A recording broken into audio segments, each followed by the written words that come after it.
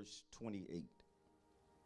Luke, the 14th chapter, verse 25. Now, great multitudes went with him, the him being Jesus. And he turned and said to them, if anyone comes to me and does not hate his father and mother, wife and children, brothers and sisters, yes, and his own life also, he cannot be my disciple. Whoever does not bear his cross and come after me cannot be my disciple. For which of you intending to build a tower does not sit down first and count the cost, whether he has enough to finish it? Jesus, being a priest, a teacher, a rabbi, was not like normal rabbis, priests, and teachers. He was unusual for his time, and he's quite unusual even for our time. Because there are many preachers, priests, rabbis, and teachers that once they gain a crowd, they are willing to say and do anything to keep the crowd. Come on, y'all know there are preachers in our day and time that their primary focus, their primary agenda when they are teaching and ministering is doing whatever it takes to keep the crowd. Come on, I'm already teaching a lot of folks because that's what they're into. They're into the crowd. And what is it going to take not only to keep this crowd, but what in the world can I do to cause the crowd to get even larger? This is the reason a lot of pastors, bishops, and church leaders attend conferences wanting to know how to make the church grow. How can we get bigger? How can we bust out of the walls of the space that we currently occupy? Is it something that I can do that will make even a greater crowd come to listen to me or to hear what it is that I have to say? I want to lose the multitude that's following me. But he doesn't do that. He actually does something, if you will, that is seemingly the reverse.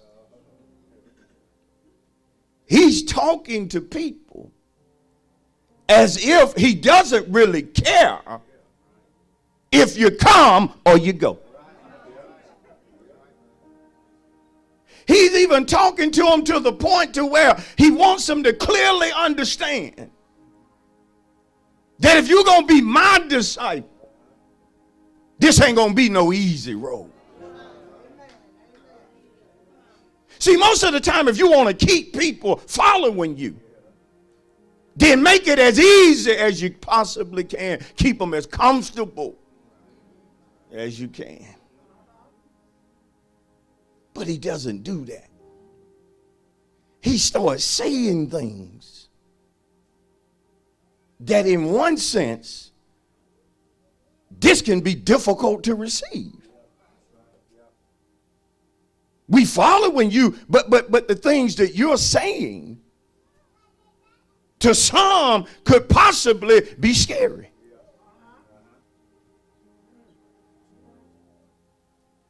He starts telling them, look, if you can't do this, you can't be my disciple. If you don't want to make people secondary in your life, you can't be my disciple. Look how y'all look. If you don't want to take up your cross, if you don't want to suffer, you can't be my disciple. So those of you that don't want to go through nothing, you might well go on. Those of you that want to put your family before me, you go on. Well, I wish y'all could see the looks that I'm getting. He said, I don't even want you wondering if you can make the cut. You can't make the cut. Look what he said. You cannot be my disciple. You can't do it. It's impossible. But for those of you who think you may want to stay, after hearing such a tough word, then I just want you to do one thing in reference to being my disciple. I just want you to count the cost. Tell your neighbor, based upon all of that, the subject this morning, count the cost. Ooh, look at somebody and tell him or her, when it comes to following Jesus, you have to count, finish it. Whenever you are in a relationship with somebody or something, or you're connected with something, or you're in a relationship with somebody whom you say you love, your love is going to be exemplified through your commitment. Your love is going to be exemplified through your commitment. It's easy to say with your mouth that you love a person, but it's going to be more difficult than just saying it when it comes to showing or proving commitment. Many of us have told people that we love them when in actuality we was really not committed to them. We just wanted what we wanted from them. And so if we had to use the word I love you to get what we wanted, then so be it. I'll tell you that I love you, but I really don't, because I'm not committed to you. Y'all are quiet this morning because some of us have been guilty. Some of us have used the word I love you so loosely that we didn't even recognize that, hey, you got to back up your talk. And it has to be backed up by your commitment. Jesus told a group of folk one time, he said, look, these people, and he was looking at the people when he said it, he said, these people draw near to me with their mouth, but their heart is far from me. What was he saying? They love me with their tongue, but with their deeds and actions, they deny me. Can I break it down? In other words, they say to me that they love me, but when I ask them to do something, there's no commitment to prove that they truly love me. Oh, y'all might as well come on here, because in any covenant relationship, in any connection, the key of the evidence of the proof of love is commitment. Oh, come on, somebody. Anybody can get married, but who can stay married? Who can be committed? Oh, come on, Pastor, in the good times as well as the bad times. Who can stay committed when money's flowing, but who can be committed when money starts drying up? We can love when the other one is well, but who can love through sickness? Who can love through the ups and downs? Who can be committed no matter how tough the road may get? Come on, somebody, because how many know there are times when you're in a relationship with a person that your commitment will be tried or tested. Come on, I don't know what it is, but something is going to try your love. Something is going to try how much you claim that you love this person. Yeah, something is going to try. Every day won't be a honeymoon. Every day will not be a bed of ease. Something is showing up to try your commitment. I wish I could get some married folk that's been married over 10 years and no marriage ain't no joke to give God a praise, because you know your commitment is going to be tested. What you gonna do when you get mad at them? What you gonna do on the days when just looking at them does not give you goosebumps? But see, it's bigger than a person. Your commitment to your job will be tested.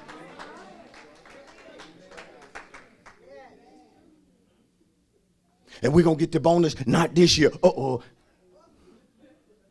Test time. We've been on overtime, but now we're going short time. Test time.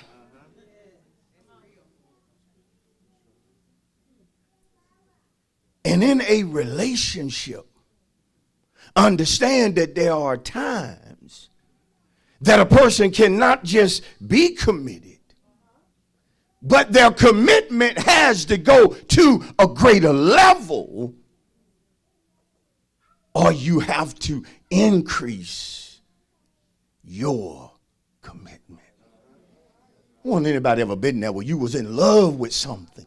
You was in love with somebody, but you drove into a season where your commitment needed to increase. See, the people in the text, they are already following Jesus.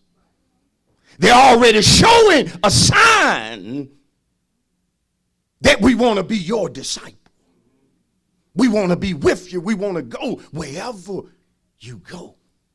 That's the reason we following you. But see, even Jesus knows that, yeah, you can follow for a season.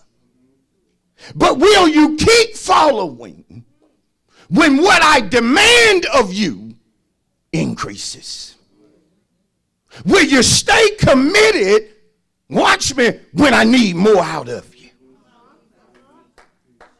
Will you remain loyal when I ask more of you? When I demand something from you that's valuable to you, will you give it to me anyhow?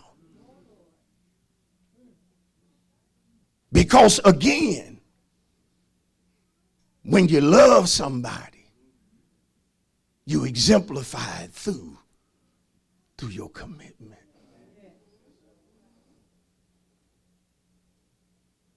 Very important.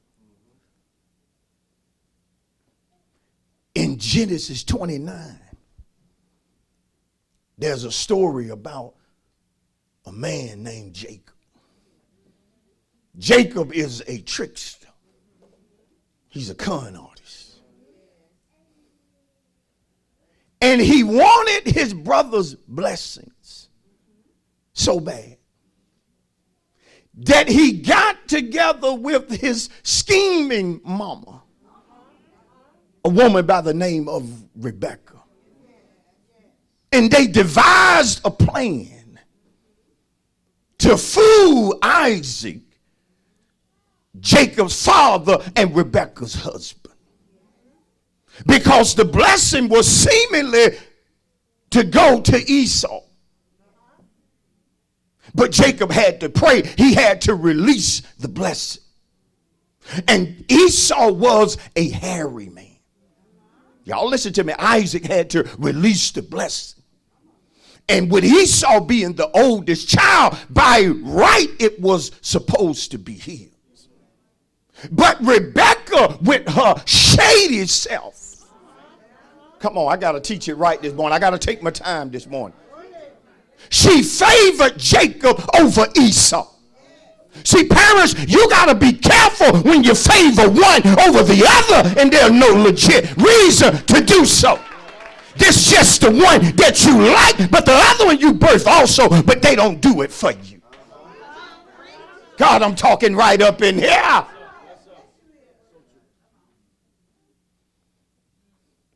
And so when it came time for Jacob to supplant, to steal, he told his mama, he said, I ain't going to be able to fool daddy because Esau is hairy and I'm not a hairy man. But just like a low down woman, she always has a plan. Oh, come on, women. Don't act like you ain't ever been low down, and I'll keep it moving. But if you pretend that you don't know what I'm talking about, I'll rest right there. I'll build a house right there on you.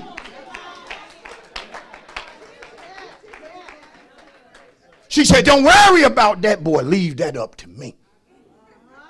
And she took something and put it upon him so that when his daddy touched him, he would feel the hair, because Isaac at the time was going about blind. But see, I come to tell you, in everything that happened, God got his hands in it. Even when it looked like it ain't going right, God got a plan for your life. He got a plan for what he's doing. Be seated while I work with this, because I'm talking about love and I'm getting there. They fooled old Isaac. He laid the blessing on Jacob. But when Esau found out, he said, I'm going to kill him. He said, I'm going to mourn my daddy. But while daddy is living, I may not touch him. But when daddy leave here, Jacob going with him. Because that's the second time that boy done got me. He got me in the wood with a bowl of soup. When I was down, my own brother took advantage of me. And I'm not going to forget what he did. And neither will I forgive him. I'm going to kill him. Rebecca said, I got to get him out of here. I got to send him to a faraway country that Esau won't be able to touch him. Now here where love come in. Now he lands in the house of Rebekah's brother, a man by the name of Laban. Oh, but see, you reap what you sow. See, Jacob had been tricking folk. Jacob had been the con artist, but now he was fitting to go back to school. He was fitting to have to deal with his uncle, who was more low down than he was. And I come to preach to somebody, be careful. Who you do wrong, you're going to reap that. Be careful the seeds that you sow. You're going to reap that. Shout to somebody and tell them what you do to other folk. Tell them it has a way. It has a way. It has a way. I need you to preach. Tell them it has a way. It has a way of coming back to you. Oh, I'm trying to move on. That stuff you do in the dark is coming back on you. That stuff you did in secret is coming back on you. Those lies you told in the closet, they're coming back on you.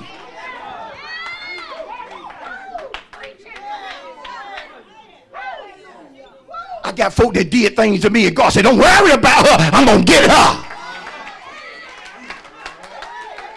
She won't leave here without me getting her.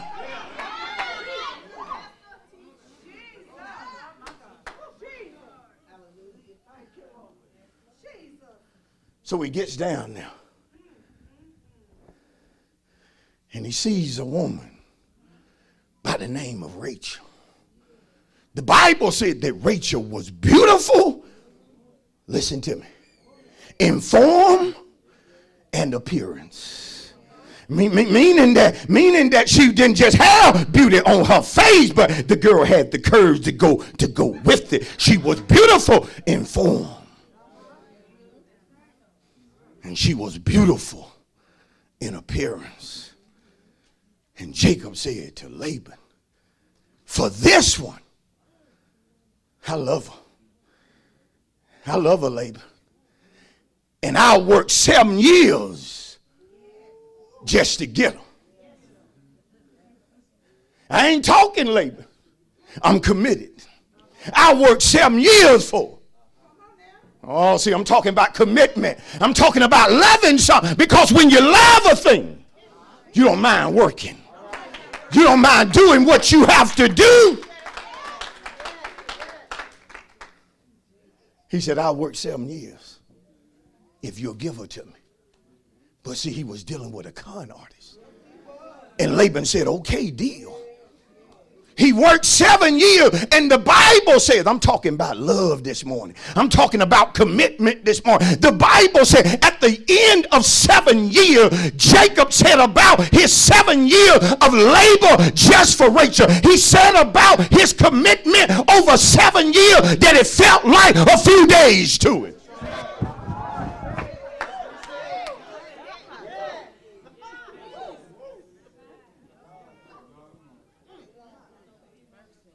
Elder Evans, I need you to go to Tifton, Georgia. Somebody called. They need prayer.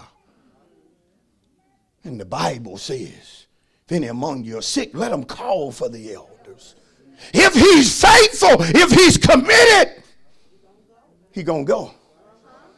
And that hour or so ride, when he really committed, gonna seem like 15 minutes to him. He ain't gonna drive to Tifton complaining. He ain't gonna drive down and talk about why pastor picked me. Why did I have to be an elder? Why didn't he get somebody else? No, if he committed, he going. I said he's going. I'm teaching this thing right. At the end of 7 years, Jacob said it was like a few days to me. That's how much I love her, and that's how much I'm committed to the gal. But then Laban said, on the night they was married, I'm going to switch up and I'm going to give him Leah. Now Leah was the oldest. But the Bible didn't describe her as beautiful. It described her as tender-eyed. Now I looked up the word tender, which meant that when it came to Leah's eyes, she was weak-eyed. And you know a person that's weak-eyed can't control their eye. One minute their head is toward you, but their eyes are over here and their eyes are over there because they weak-eyed.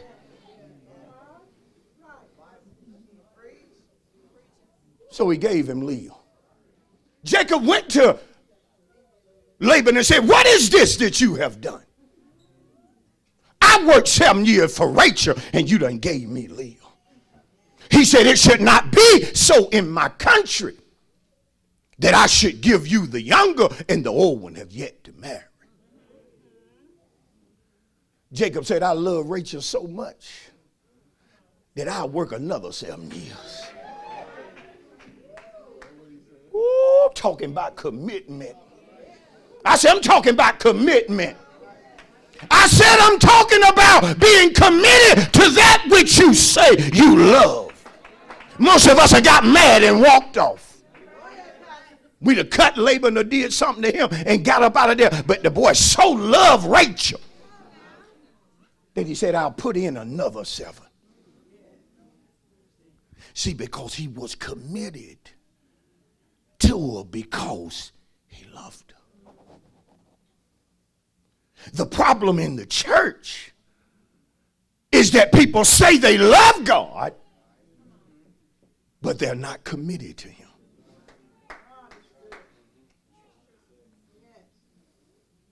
Some of you are different when you're going through trial versus when things go your way.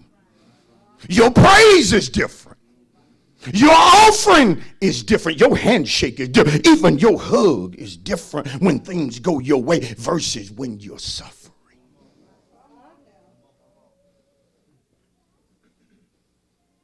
And so Jesus, with a whole lot of folk following him, looks at a crowd and basically says, if you're going to continue following me, if you're going to be my disciple, your commitment has got to increase.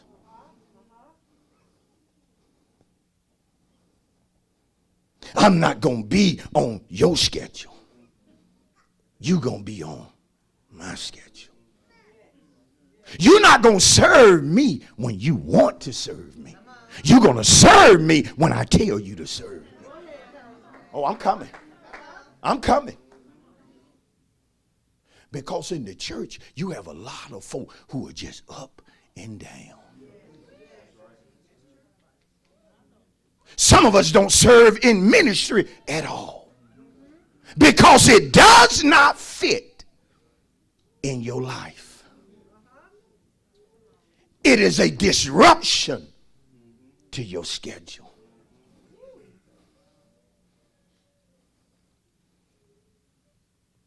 You won't serve when you're tired. But you'll go to the mall tired. You will not come to church when you're battling in your body. But you will take your little self on vacation when you're battling.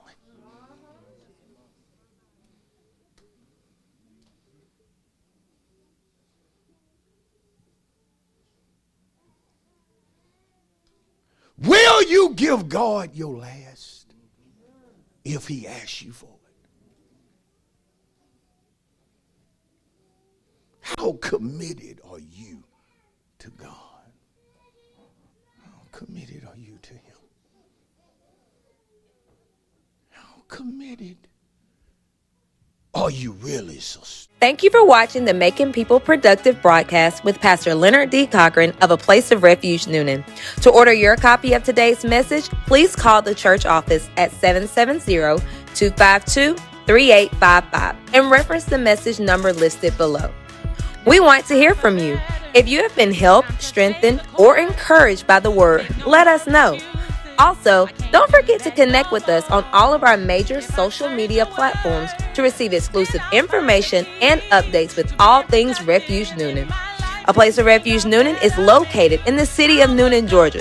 If you would like to visit us, our worship times are every Sunday at 10:15 a.m. on location and live at 10:45 a.m. We also have service every Wednesday at 7:15 p.m.